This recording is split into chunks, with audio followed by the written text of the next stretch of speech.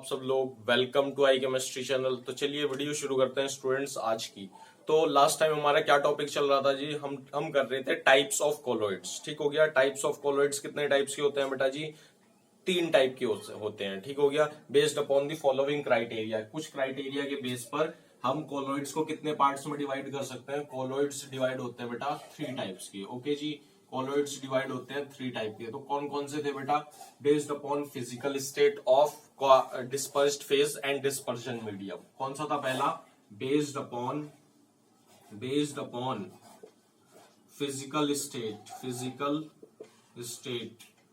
based upon physical state of dispersed phase, okay जी, dispersed phase and dispersion medium, DM लिख दिया मैंने। ठीक है जी। नेक्स्ट कौन सा? नेक्स्ट किसके बेस पर था बेटा? क्राइटेरिया किसके ऊपर बेस था? नेक्स्ट था नेचर ऑफ इंटरेक्शन,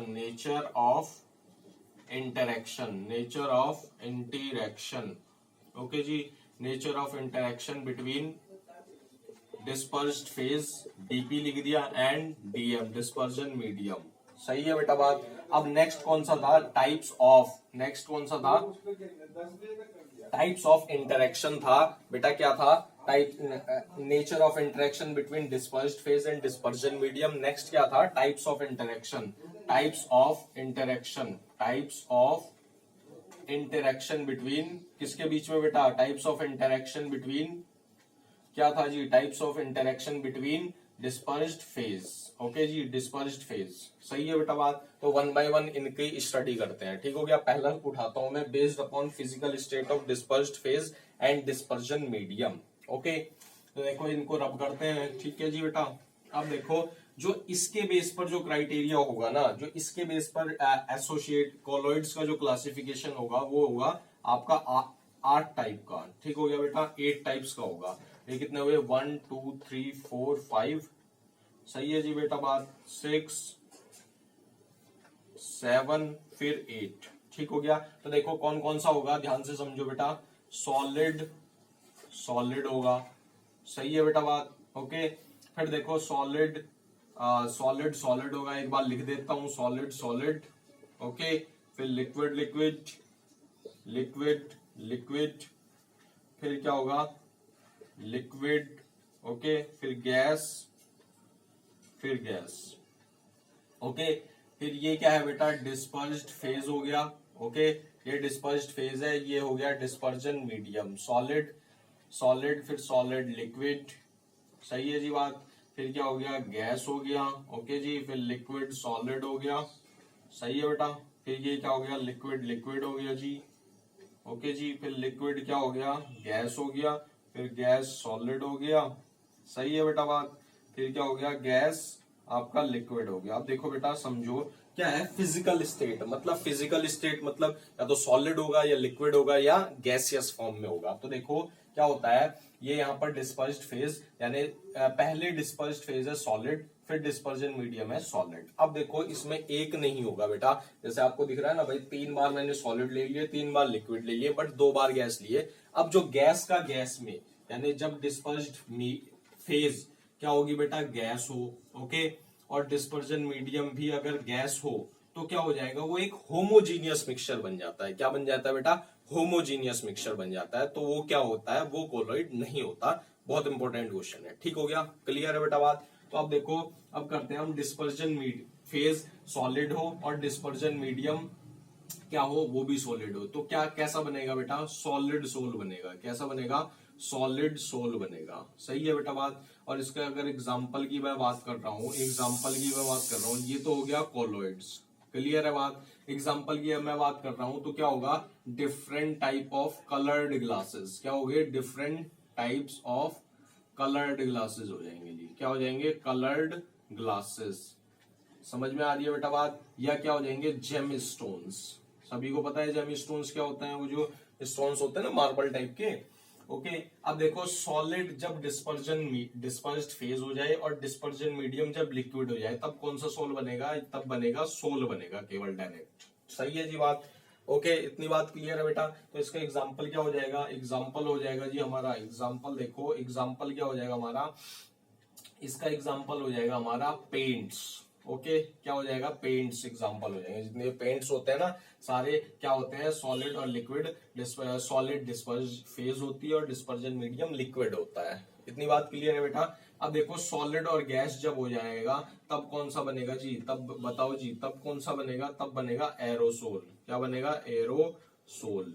ओके, क्या बन जाएगा बेटा, एरोसोल बन जाएगा। और इसका एग्जांपल क्या होगा, इसका एग्जांपल होगा हमारा फॉग हो गया, ओके, और मिस्ट हो गया। सही है बात, इज इट क्लियर और नॉट, इतनी बात क्लियर है बेटा।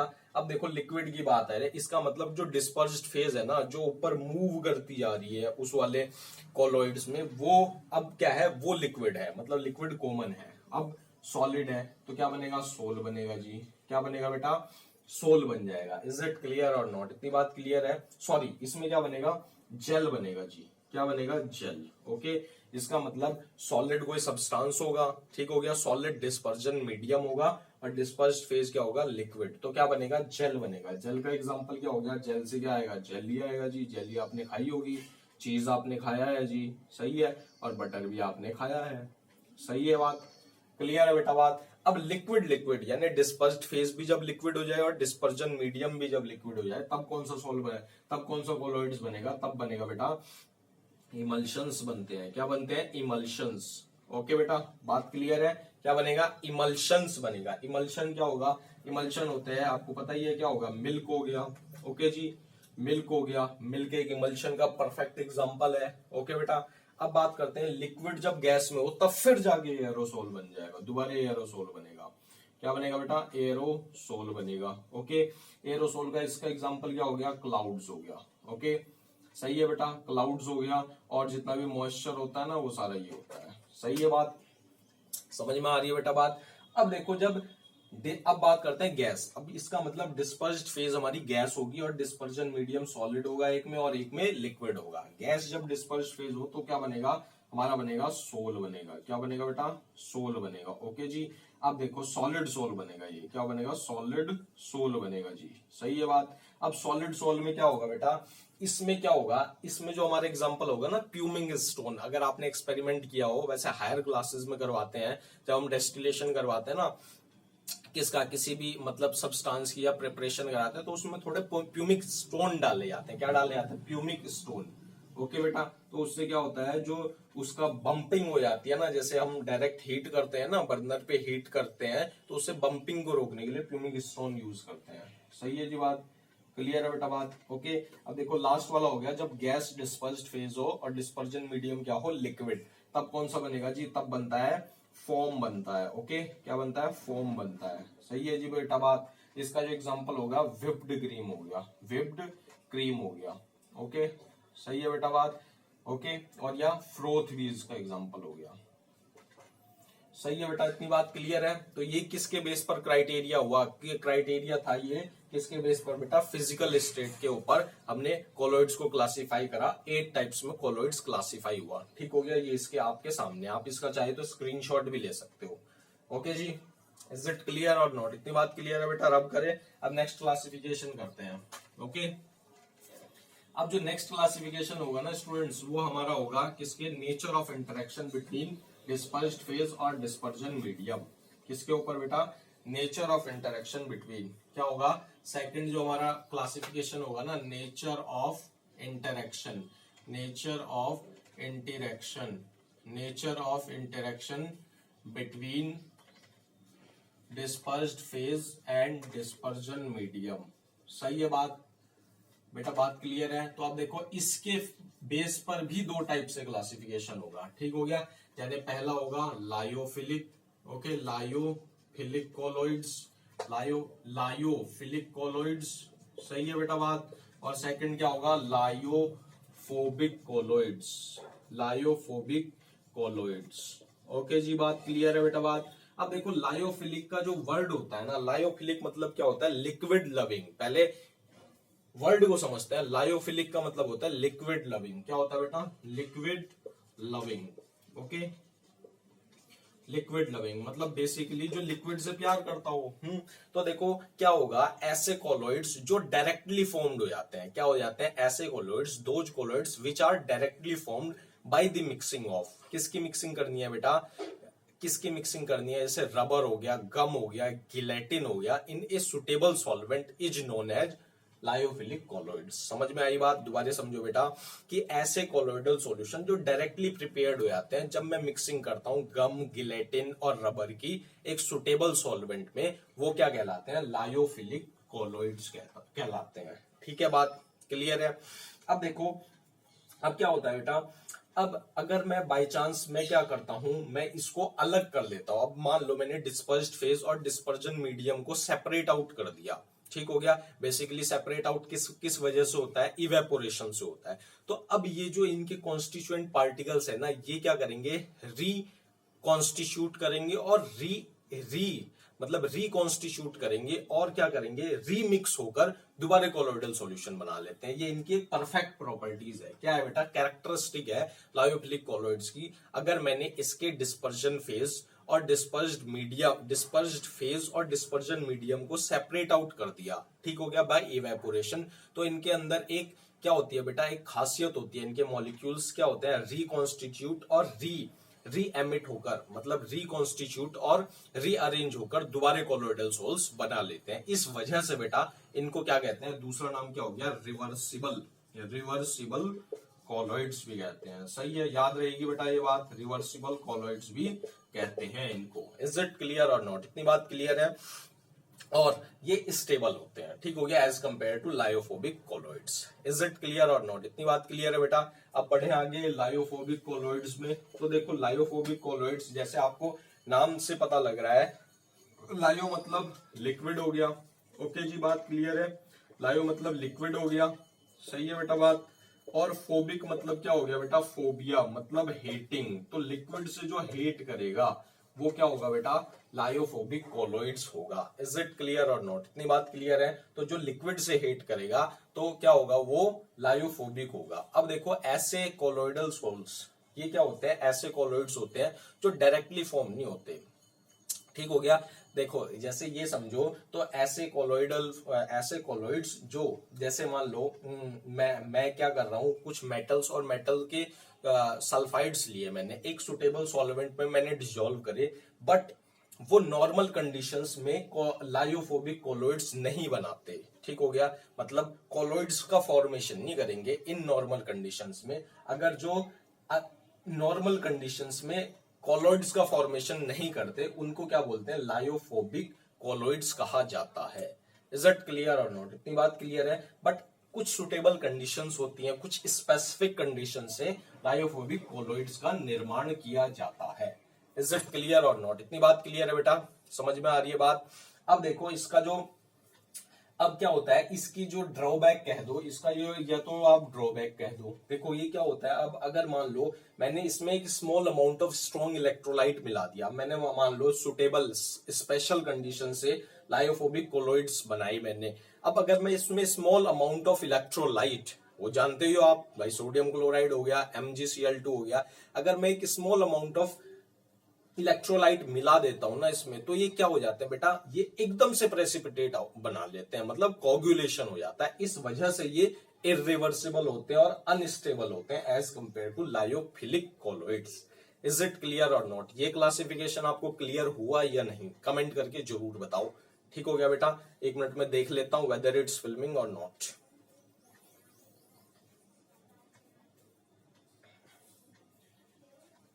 हाँ, तो बेटा ओके है, ठीक है। अब नेक्स्ट और लास्ट क्लासिफिकेशन करते हैं, किसके बेस पे बेटा? Nature of particles. मतलब क्या होगा? Nature of particles of dispersed phase. क्या होगा बेटा? नेचर ऑफ पार्टिकल्स ऑफ, क्या होगा बेटा? Sorry, types of particles of dispersed phase.